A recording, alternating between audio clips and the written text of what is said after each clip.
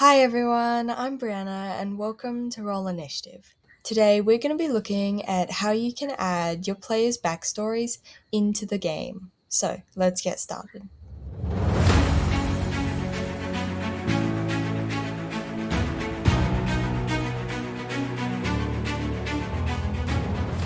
So to start off with, why should you add your players' backstories into the game? And I think that's actually really simple to answer because it can be so much more interesting for everyone to have all the different parts and paths through the campaign from all the different players. Because when you make a campaign, it's your creation, but your players don't know anything about it. Letting them add their own things when they create their backstory and you bring it into the game, then that's part of their character in the narrative, in the world that you've created. And that's pretty great on both sides.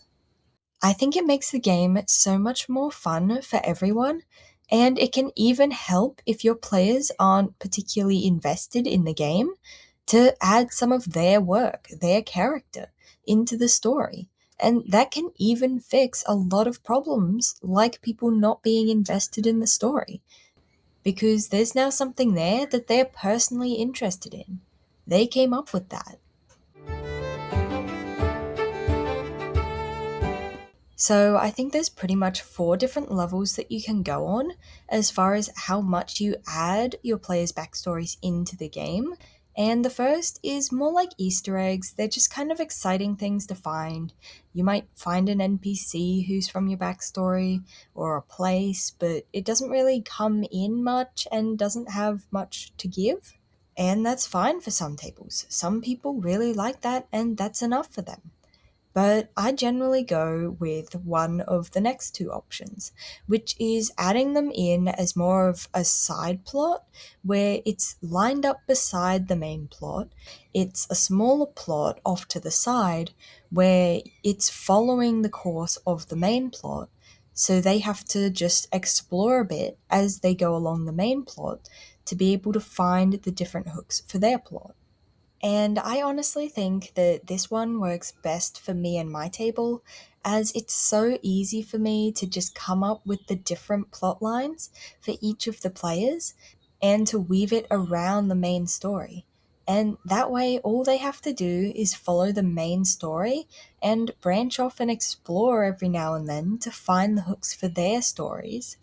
And when they complete stuff for their stories, they quite often find things that will help them with the main plot.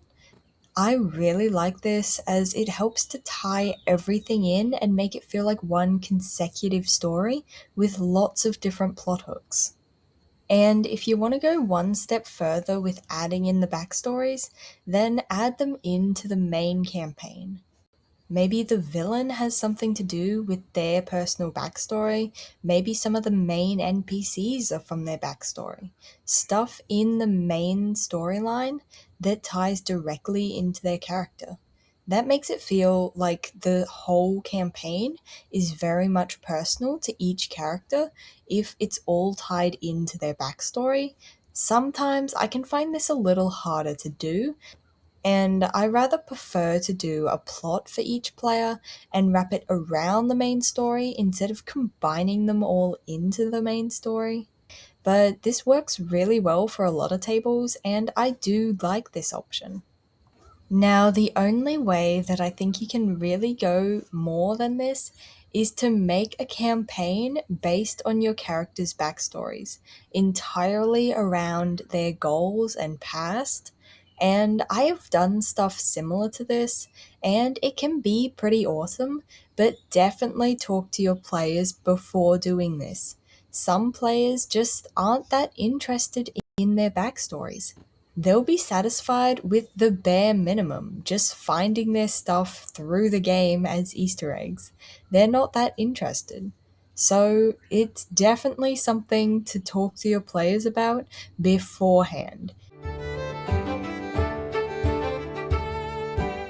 So if you've asked your players if they want their backstories included in the game, And maybe some of them do, some of them don't. Maybe some of them just aren't sure. They're not sure if they'll enjoy it or not. And you can always test that out a bit by adding in small things. And if they seem interested and look for more, then add in more stuff until you've grown it to the level that's good for everyone.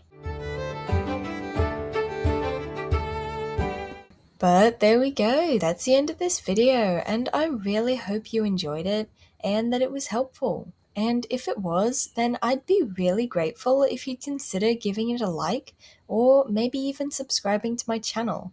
And as always, thank you so much for watching, and I hope to see you next time.